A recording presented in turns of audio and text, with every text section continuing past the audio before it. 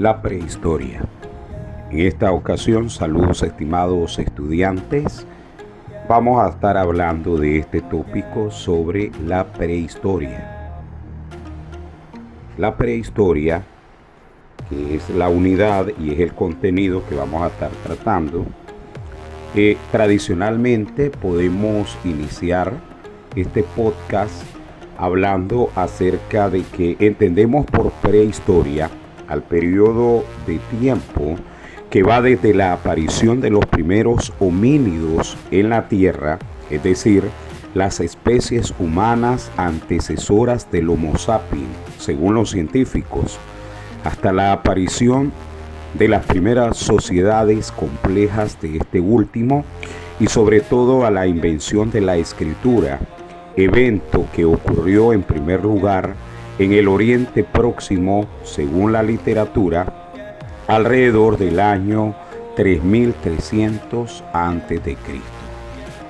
Según los científicos, como lo hemos analizado en clase, ellos, entre otras teorías, nos advierten de que la Tierra se formó hace 4.600 millones de años. Los simios evolucionaron hace 40 millones de años. Los dinosaurios vivieron hace 200 millones de años. Y así cada una de la aparición de las especies se dio en el tiempo según las teorías de los científicos. ¿Qué pasa si toda la historia, como algunos la observan y la trasladan a un día de 24 horas, quedaría distribuido el reloj de la siguiente manera, a lo que ellos le llaman el reloj evolutivo?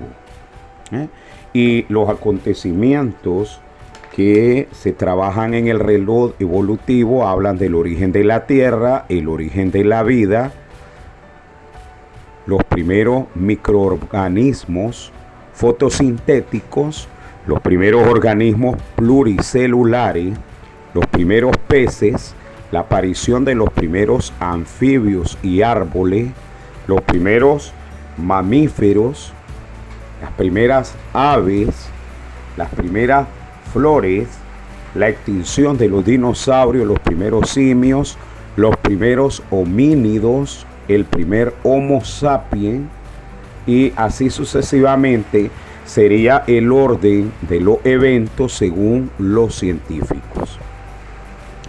En la prehistoria existen tres grandes periodos que vamos a estar estudiando. Entre ellos tenemos el paleolítico, el neolítico y la edad de los metales. El paleolítico generalmente nos va a hablar, o es el que se desarrolla, la hominización.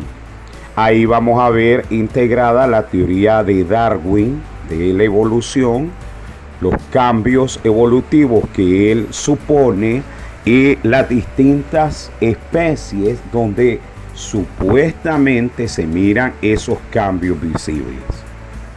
En el neolítico vamos a tener presente que se desarrolla a partir de la revolución neolítica, donde se suponen cambios y existen inventos tales como la metalurgia, la rueda, el carro y el torno, y tenemos también el arado.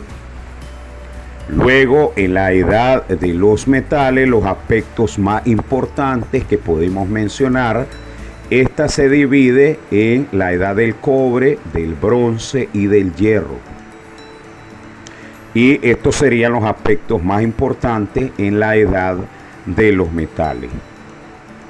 Darwin es considerado como el padre de la evolución. Sistematizó las ideas evolutivas, marcando la pauta para las futuras investigaciones respecto al proceso evolutivo natural.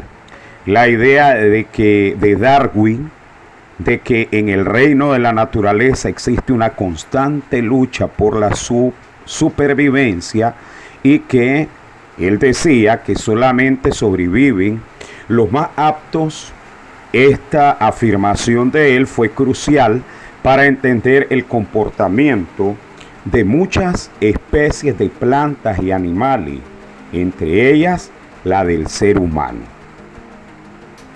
Otro expositor de la evolución o de alguna teoría de la evolución tenemos a Alfred Russel, que es el codescubridor de la teoría de la selección natural.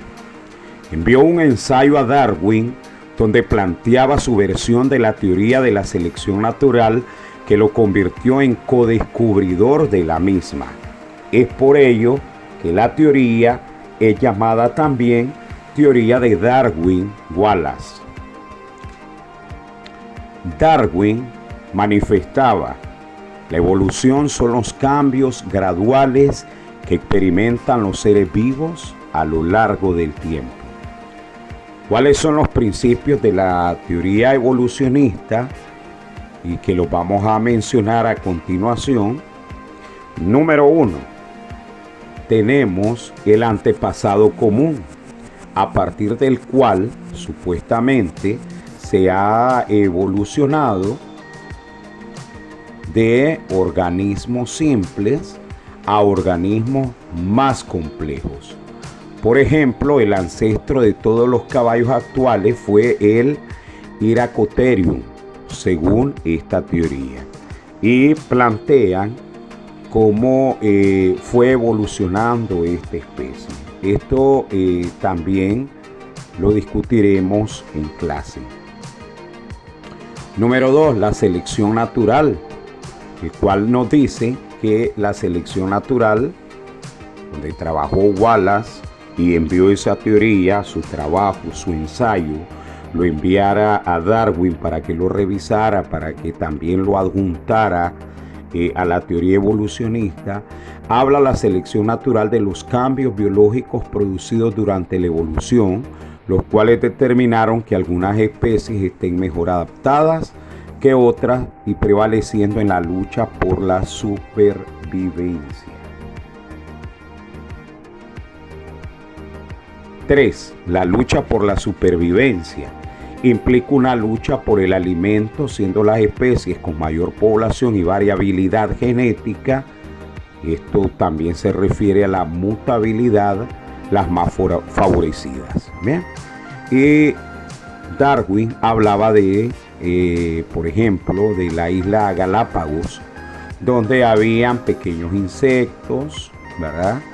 Frutas, semillas, insectos del bosque, insectos brote, hojas y así sucesivamente. Él notó que los pinzones, que son aves características de esa isla, porque ahí es donde enfocó su estudio, adaptaron sus picos de acuerdo al sustento que les permitieron sobrevivir. Y entonces cada uno de estos insectos, esta era su alimentación. Este insecto, según Darwin, se alimentó de cactus y fruta. Estos de cactus, semillas y frutas, solo semillas, hojas, insectos, brotes, insectos del bosque, así sucesivamente, según la teoría planteada por Darwin. El hombre tiene un antepasado, dice Darwin, común, y según él, son los simios.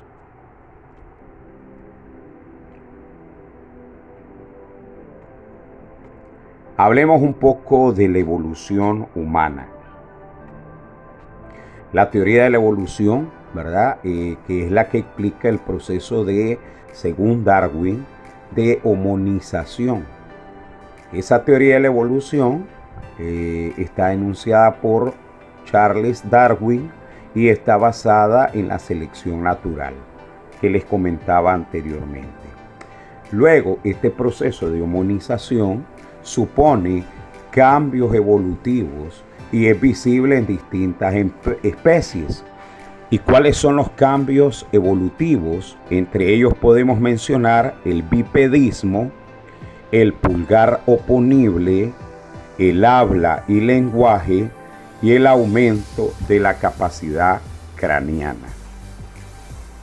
Es visible en distintas especies. En el Australopithecus, en el Homo habilis, en el Homo erectus y en el Homo neanderthalensis. El Homo sapiens también, según Darwin, ese era el proceso de la homonización. Y ahí tenemos, según Darwin, por eso hago hincapié en esta presentación, que todo lo que les estoy comentando es según Darwin. Porque los que somos creyentes en el Señor Jesucristo sabemos que toda esta teoría es una teoría. Por eso, como su nombre lo indica, es una teoría que no puede ni ha sido hasta el momento probada. Bien, simplemente todo evolucionista que tiene contrario a la fe a Dios, o él se llama a sí mismo ateo, él cree en las teorías planteadas por los hombres.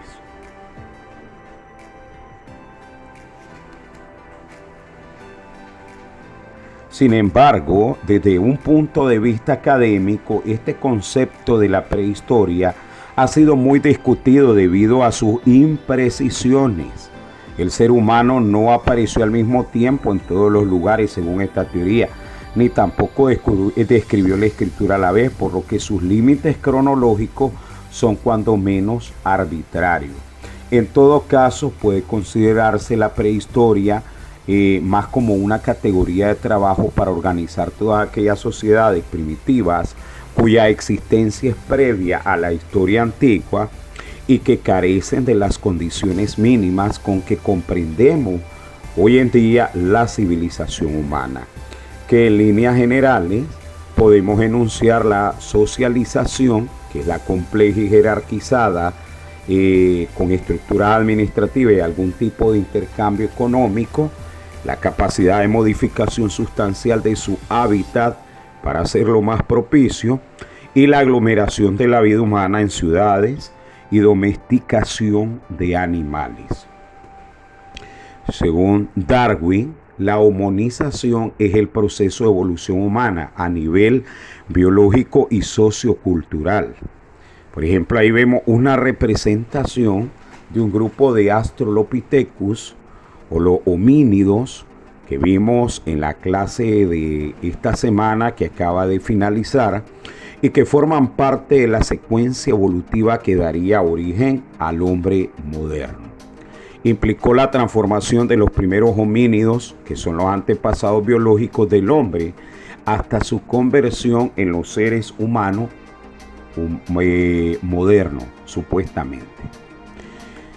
África es la cuna de la humanidad, según Darwin.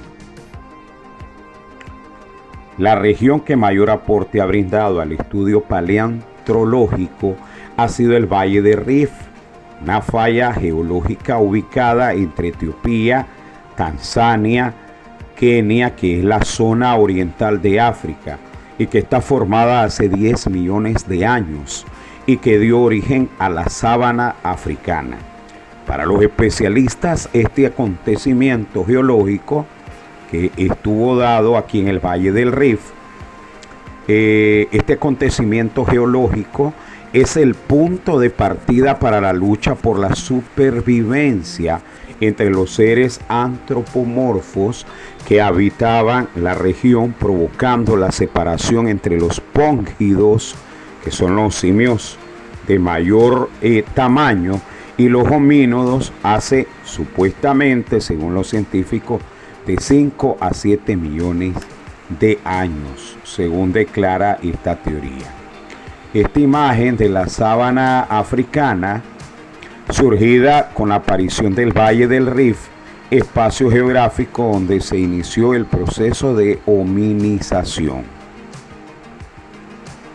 ¿Cuáles fueron los factores que impulsaron la evolución humana? Según Darwin, esos factores que hicieron y que estaban presentes dentro de las etapas de la prehistoria, se comprenden diversos periodos y factores cuya inexactitud cronológica obliga más bien a considerar como etapas progresivas en la evolución de las capacidades humanas de manejar los materiales y producir herramientas. Tenemos la posición erguida, que es el póngido. El primero es el simio, este número 1 que aparece aquí. El número 2, el Australopithecus. Y el número 3, que es el hombre, que es el que camina erguido. La columna con una sola curvatura en el Australopithecus, lo que indica una marcha no erguida, pelvis más corta y similar a de los humanos actuales. Hablemos un poco del bipedismo. Ahí podemos ver la recreación de dos Australopithecus caminando por la sabana africana previo a la erupción de un volcán que perennizó sus huellas en el suelo de Leatoli, Tanzania. Y ahí podemos ver, esta es la representación, esto es la representación en una pintura, y supuestamente ellos dejaron estas huellas que usted está observando aquí. Vean, esas huellas que está observando, que son las llamadas huellas de Leatoli. Que aquí tienen una huella, miren chicos, al lado derecho. El póngido, ahí tenemos el simio, al lado izquierdo el número 1, el Australopithecus el 2 y el hombre el 3. Ángulo valgus mayor que en el Australopithecus, más similar a los humanos actuales, lo que denota una marcha bípeda. La pelvis más corta, también similar a la de los hombres actuales. Veamos, según Darwin, tenían capacidad prensil de las manos, y esto lo pueden observar, que los gibones tienen oponibles los pulgares de las manos y los pies. Los humanos solo tienen oponibles los pulgares de las manos. Nuestros pulgares relativamente más largos nos permiten agarrar con precisión, lo que hace posible la creación de herramientas. Aquí nosotros vemos el agarre con precisión que tenemos y la comparación de manos de primate. El tarcero, el gibón, el chimpancé, el gorila y el Homo sapiens.